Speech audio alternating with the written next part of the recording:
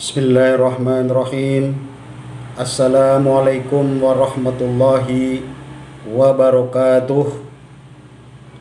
Kepada yang saya cintai dan saya banggakan, siswa-siswi kelas 7 baru SMP Negeri 1 Lebak Siu, yang pada kesempatan kali ini kalian sedang mengikuti masa pengenalan lingkungan sekolah. Alhamdulillah, pada pagi hari ini kalian mengikuti hari yang kedua masa pengenalan lingkungan sekolah. Siswa-siswi kelas 7 baru SMP Negeri 1 Lebak Siu yang saya cintai dan saya banggakan, pertama, Pak Guru mengucapkan selamat. Kalian telah diterima menjadi siswa-siswi SMP Negeri 1 Lebak Siu. Merupakan suatu kebanggaan kalian diterima menjadi warga SMP Negeri 1 Lebak Siu. Karena di antara teman-teman kalian, teman-teman SD kalian atau teman-teman MI kalian, banyak sekali yang ingin masuk ke SMP Negeri 1 Lebak Siu. Tapi kalian merupakan siswa-siswi yang beruntung karena kalian bisa lolos seleksi pada PPDB kemarin. Mungkin kalian ada yang lewat jalur zonasi, lewat jalur afirmasi, dan lewat jalur prestasi. Pak Guru mengucapkan selamat bergabung menjadi warga SMP Negeri 1 Lebak Siu. Namun sebelum kalian resmi menjadi siswa SMP Negeri 1 Lebak Siu, sebelumnya kamu selama 3 hari ini kamu mengikuti masa pengenalan lingkungan sekolah. Untuk kali ini, materi yang akan Pak Guru sampaikan pada kesempatan MPLS ini adalah materi tentang visi misi sekolah dan cara belajar efektif. Namun sebelum materi tersebut saya sampaikan, perkenankan Pak Guru mengenalkan diri. Nama Pak Guru Agus Suntoro dan mengampu atau mengajar mata pelajaran IPA terpadu. Namun pada tahun pelajaran kali ini kebetulan Pak Guru tidak mengajar atau mengampu kalian. Pada tahun pelajaran kali ini Pak Guru mengampu atau mengajar kelas 8 dan kelas 9. Mudah-mudahan kamu nanti setelah naik kelas 8 atau naik kelas 9, kalian bisa belajar bersama dengan Pak Guru, yaitu mata pelajaran IPA. Nah, langsung saja kita mulai pada materi yang pertama, yaitu visi dan misi sekolah. Namun sebelum materi ini Pak Guru sampaikan, Pak Guru terlebih dahulu akan menerangkan apa itu visi dan apa itu misi. Visi itu adalah merupakan impian, harapan, atau cita-cita yang ingin dicapai. Kalau misalkan visi sekolah, berarti itu merupakan impian, harapan, cita-cita yang ingin dicapai oleh sekolah. Nah, berikutnya misi. Apakah misi itu? Misi adalah merupakan upaya atau tindakan yang dilakukan untuk mewujudkan visi. Sehingga agar visi itu dapat terwujud, dapat tercapai, tentunya ada upaya, tindakan, atau langkah yang harus dilaksanakan agar visi dapat terwujud. Yang pertama, apakah visi sekolah? Visi SMP Negeri 1 Lebak Siu tidaklah susah, mudah untuk diingat dan mudah dihafalkan. Pak Guru berharap setelah materi ini disampaikan, kalian semuanya kelas 7 hafal apa itu visi SMP Negeri 1 Lebak Siu. Visi SMP Negeri 1 Lebak Siu adalah beriman, berbudi pekerti, dan berprestasi. Sekali lagi, visi SMP Negeri 1 Lebak Siu adalah beriman, berbudi pekerti, dan berprestasi. Siapa yang beriman, siapa yang berbudi pekerti, dan siapa yang berprestasi? Tentunya itu adalah semua warga sekolah. Dan siapa warga sekolah? Warga sekolah itu terdiri dari kepala sekolah, Bapak Ibu guru, karyawan tata usaha, dan kalian semua sebagai siswa SMP Negeri 1 Lebak Siu, baik kelas 7, kelas 8, dan kelas 9.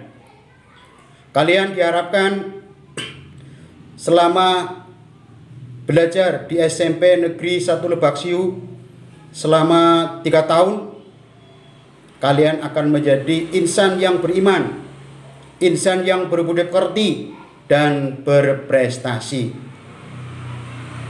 Dan untuk mewujudkan visi tersebut, tentunya ketika visi sekolah dikatakan terwujud, tercapai, atau berhasil, ada alat ukur atau indikatornya. Apakah indikator atau alat ukur dari keberhasilan visi sekolah? Ada beberapa indikator yang akan Pak Guru sampaikan. Yang pertama yaitu meningkatnya aktivitas peserta didik dalam pengamalan keagamaan. Yang kedua, meningkatnya budi pekerti luhur. Yang ketiga, meningkatnya kepedulian terhadap lingkungan. Yang keempat, meningkatnya penguasaan ilmu pengetahuan, teknologi, dan keterampilan. Terus yang berikutnya, yang kelima, meningkatnya prestasi akademik. Yang keenam, meningkatnya persentasi jumlah lulusan yang diterima di SMA atau SMK negeri setelah kalian nanti dinyatakan lulus. Tentunya kalian akan meneruskan ke jenjang yang lebih tinggi, mungkin ke SMA atau mungkin ke SMK, atau mungkin juga ke MA atau madrasah aliyah. Dan yang berikutnya adalah yang nomor 7, meningkatnya prestasi peserta didik dalam lomba akademik dan non-akademik. Demikianlah tadi ada 7 indikator atau alat ukur yang dapat dijadikan sebagai patokan visi sekolah dikatakan tercapai atau terwujud. Itu adalah visi sekolah. Dan yang berikutnya adalah misi sekolah. Tadi Pak Guru sudah saya sampaikan, Pak Guru sampaikan bahwa misi sekolah itu adalah upaya, tindakan yang dilakukan oleh sekolah, berarti nanti yang dilakukan oleh warga sekolah untuk mewujudkan visi sekolah, yaitu yang tadi sudah Pak Guru sampaikan, beriman, berbudi pekerti, dan berprestasi. Apa saja misi sekolah untuk mewujudkan visi sekolah? Yang pertama, agar warga sekolah beriman. Apa-apa yang harus diupayakan? Yaitu yang pertama, meningkatkan ketakwaan terhadap Tuhan Yang Maha Esa melalui pembelajaran dan pendidikan agama. Yang kedua, meningkatkan pengamalan keagamaan dalam kehidupan di lingkungan sekolah dan masyarakat melalui berbagai kegiatan PHBI atau peringatan Hari Besar Islam. Yang ketiga, meningkatkan keimanan. Apa saja yang dilakukan diantaranya adalah yang pertama, tadarus sebelum KBM, ekstrakurikuler seni baca Al-Quran, sholat duha, sholat berjamaah, dan doa bersama. Yang berikutnya, meningkatkan mutu pendidikan yang seimbang, selaras antara ilmu pengetahuan teknologi dengan iman dan takwa. Itulah 4 upaya untuk mewujudkan visi sekolah, yaitu beriman. Berikutnya, visi sekolah berbudi pekerti. Apa misi, upaya, tindakan untuk mewujudkan visi sekolah berbudi pekerti? Ada beberapa upaya yang dilakukan oleh warga sekolah. Yang pertama adalah meningkatkan tata krama, etika, kepribadian, dan budi pekerti luhur melalui budaya 5S. Apa itu budaya 5S? Budaya 5S adalah merupakan singkatan. S yang pertama senyum, yang kedua salam, yang ketiga sapa, yang keempat sopan, dan 5S atau S yang kelima adalah santun. Itu untuk mewujudkan visi sekolah berbudi pekerti. Berikutnya, visi sekolah berprestasi. Misinya atau upaya atau tindakan yang dilakukan oleh warga sekolah diantaranya adalah yang pertama, melaksanakan KBM dengan pendekatan saintifik, menyenangkan, dan mencerdaskan sehingga dapat mencapai tujuan yang diterapkan. Yang kedua, menerapkan manajemen yang berbudaya, bermakna, bermartabat, demokratis untuk menumbuh kembangkan semangat kerjasama yang bersinergi. Berikutnya, tindakan yang lain adalah melaksanakan program sukses wajib belajar pendidikan dasar 9 tahun. Terus yang keempat, mengembangkan sarana dan prasarana sekolah untuk mendukung kegiatan pembelajaran. Yang kelima, meningkatkan perhatian, motivasi, dan peran serta orang tua terhadap kegiatan pembelajaran putra-putrinya. Yang keenam, menggalang peran serta masyarakat dalam upaya meningkatkan prestasi sekolah. Yang keenam, meningkatkan kegiatan olahraga, seni, dan keterampilan demi terwujudnya sekolah sebagai wawasan wiyata mandala yang tangguh. Dan visi yang ke-7 untuk mewujudkan visi sekolah berprestasi adalah menciptakan dan melestarikan budaya 7K, kebersihan, keindahan, ketertiban, keamanan, kekeluargaan, kerindangan, dan kesehatan. Demikianlah visi dan misi SMP Negeri 1 Lebak Siu. Pak Guru kembali berharap minimal setelah Pak Guru menyampaikan materi ini, kalian itu hafal minimal visi sekolah, yaitu beriman, berbudi pekerti, dan berprestasi. Itu saja untuk visi dan misi sekolah. Selanjutnya Pak Guru sampaikan materi yang berikutnya, yaitu cara belajar efektif. Kalian sebagai siswa atau pelajar tentunya tidak lepas dari kegiatan belajar. Namanya saja pelajar.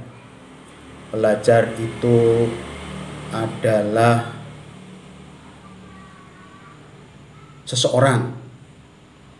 Kalau kita lihat dari kata pelajar, tentunya kalian tugasnya belajar. Makanya jangan bosan, terus belajar, belajar, dan belajar. Belajar tidak akan pernah berhenti. Belajar dimulai dari ketika kamu baru lahir sampai nanti kamu masuk liang lahat. Dan selama kalian menjadi siswa SMP Negeri 1 Lebak Siu, tentunya kalian harus semangat untuk belajar.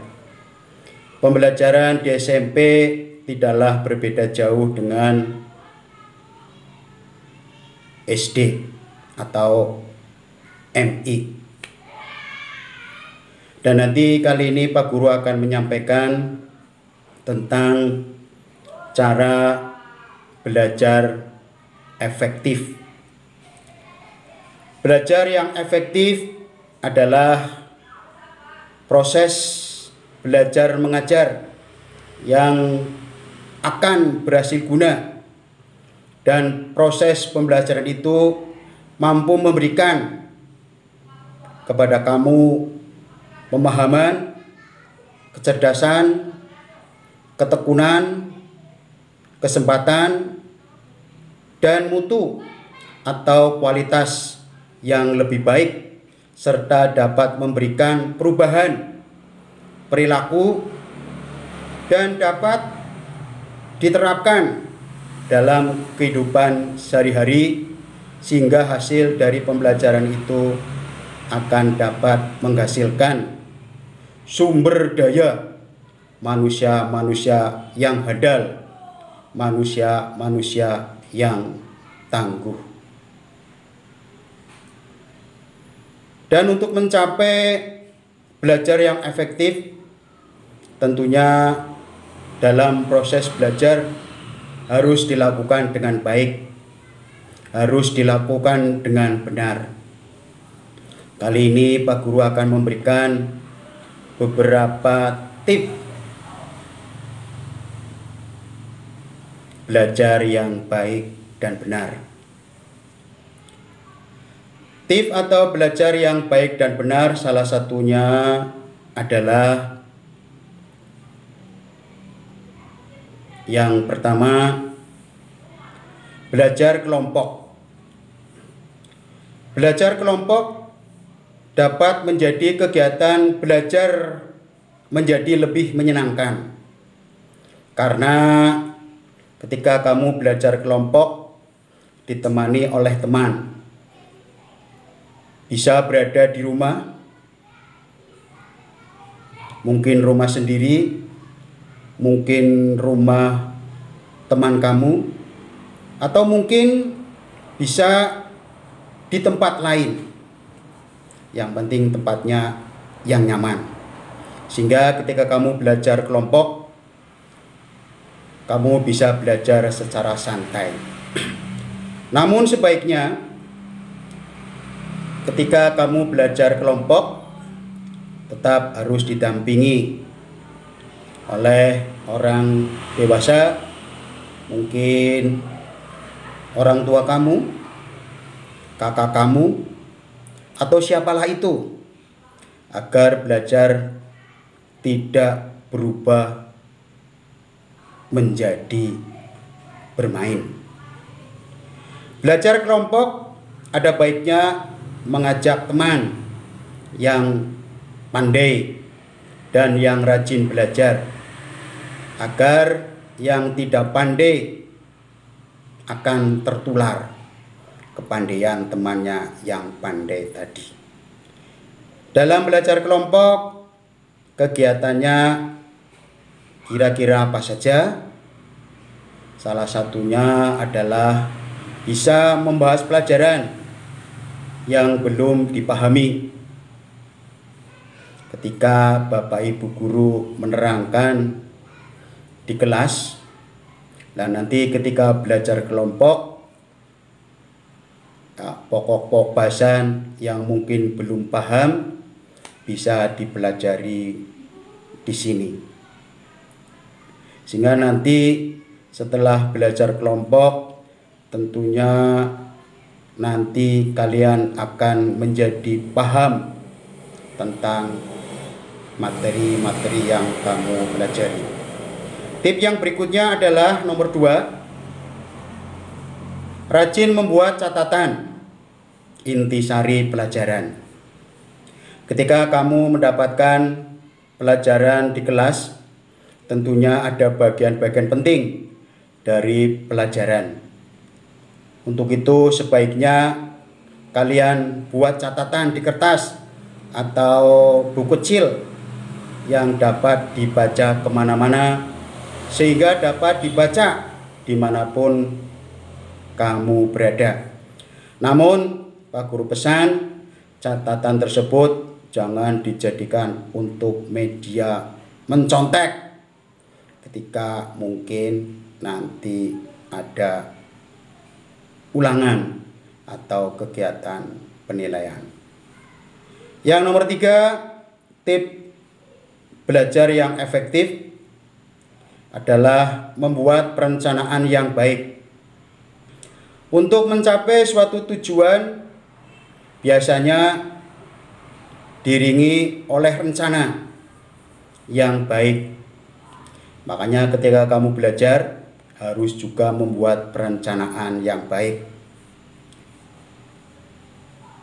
Ketika perencanaan dibuat secara baik, tentunya akan membuat belajar kalian lebih tertata, lebih teratur, sehingga nanti diharapkan hasil belajarnya akan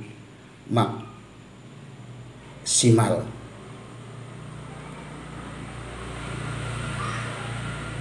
Apa saja rencana yang harus kamu lakukan? Salah satunya tentunya kamu prioritaskan pada mata pelajaran mungkin yang kamu anggap lemah. Terus jangan lupa buat jadwal yang baik. Dengan membuat jadwal yang baik, diharapkan nanti hasil belajarnya tentunya juga akan maksimal. Tip yang berikutnya adalah disiplin dalam belajar. Apabila kita telah membuat jadwal belajar, maka harus dilaksanakan dengan baik.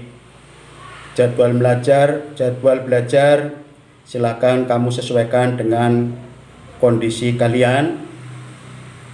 Setelah kamu belajar di sekolah, mestinya ada waktu lain yang lebih banyak, yaitu di rumah. Buatlah jadwal kegiatan belajar. Dan setelah jadwal itu kamu buat, harus kamu laksanakan dengan baik. Jadwal yang sudah ada kamu patuhi semaksimal mungkin. Tips cara belajar efektif yang berikutnya adalah menjadi aktif, bertanya dan ditanya. Jika ada hal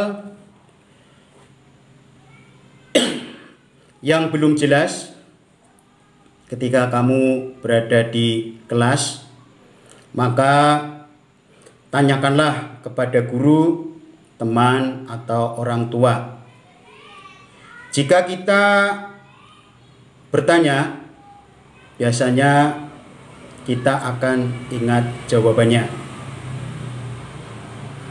Bertanyalah secukupnya dan jangan bersifat menguji orang yang kita tanya.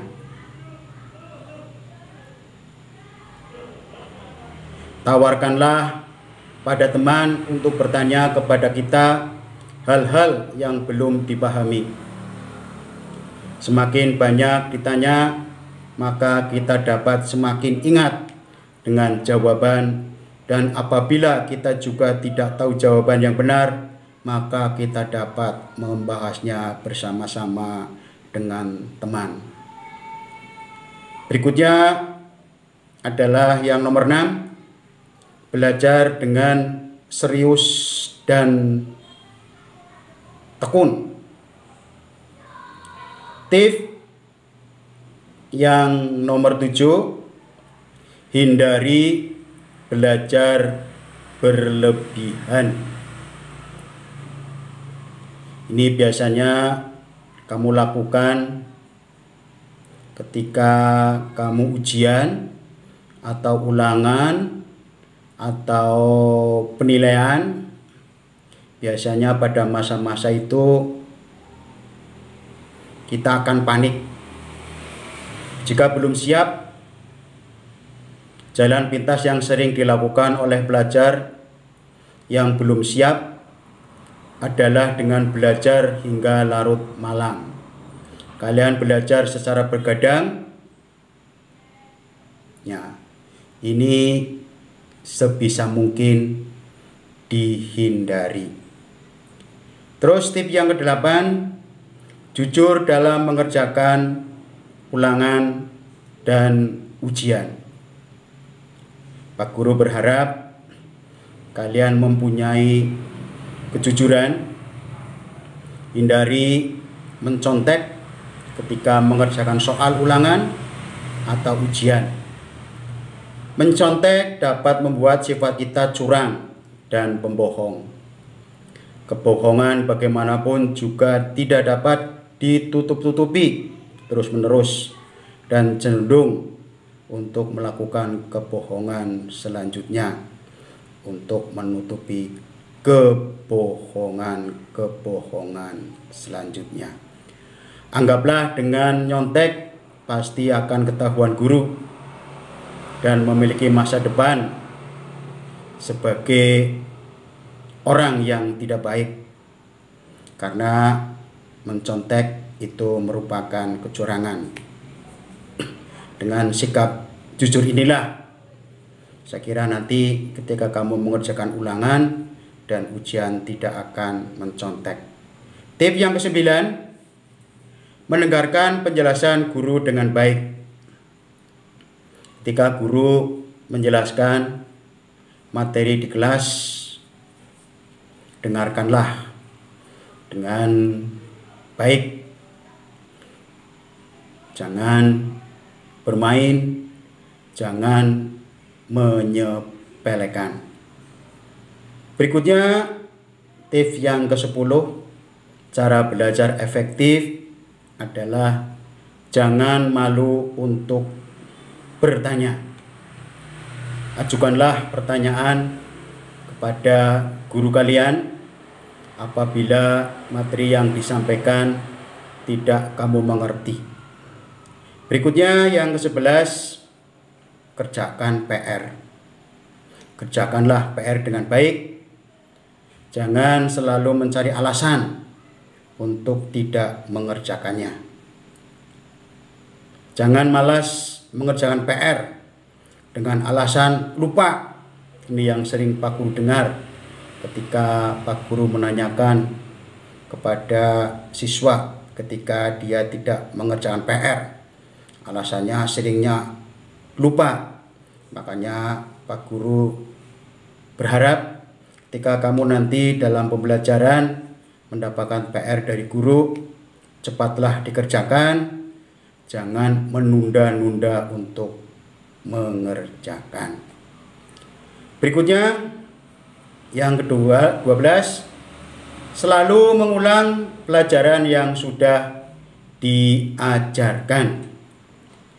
Lanjut saja tips yang berikutnya, 13, cukup beristirahat, makan, dan bermain. Yang berikutnya tips yang ke-14 adalah banyak berlatih pelajaran yang kurang kamu sukai. Misalnya ini yang sering menjadi momok mata pelajaran dari siswa adalah mungkin mata pelajaran matematika, bahasa Inggris, atau IPA. Nah, terhadap mata pelajaran yang tidak kamu suka ini, agar kamu itu menjadi suka, tentunya kamu harus menyenangi dulu mata pelajaran tersebut, dan dengan menyenangi sedikit demi sedikit tentunya kalian akan suka dengan mata pelajaran tersebut. Yang tips yang berikutnya adalah niat dengan sungguh-sungguh ketika kalian belajar. Karena kita sebagai umat beragama, kita muslim, ya ketika kita mau belajar, jangan lupa berdoa terlebih dahulu. Tips yang berikutnya adalah fokus dalam belajar. Ketika kita belajar, kita dituntut untuk serius, jangan setengah-setengah, jangan setengah hati, karena pikiran kita tidak akan dapat melakukan atau memikirkan berapa mata pelajaran atau beberapa materi kalau kita tidak belajar secara fokus atau kita belajarnya setengah-setengah. Dan tips yang terakhir adalah mohon bimbingan kepada Allah Subhanahu wa Ta'ala. Jangan lupa banyak-banyak berdoa, karena selain dari nilai religinya, hal tersebut dapat membuat kita lebih fokus ketika belajar dan dapat membuat pikiran kita lebih tenang, sehingga kita dapat belajar dengan maksimal. Demikian tips cara belajar efektif Mudah-mudahan dengan tips belajar efektif, kalian bisa belajar dengan maksimal, dan tentunya kalian nanti akan menjadi siswa-siswa yang tadi Pak Guru sampaikan dalam visi sekolah. Kalian bisa menjadi siswa-siswa, insan-insan yang beriman, berbudi pekerti, dan berprestasi. Itu saja yang bisa Pak Guru sampaikan. Kurang lebihnya mohon maaf. Tetap semangat. Salam sehat. Terima kasih. Assalamualaikum warahmatullahi wabarakatuh.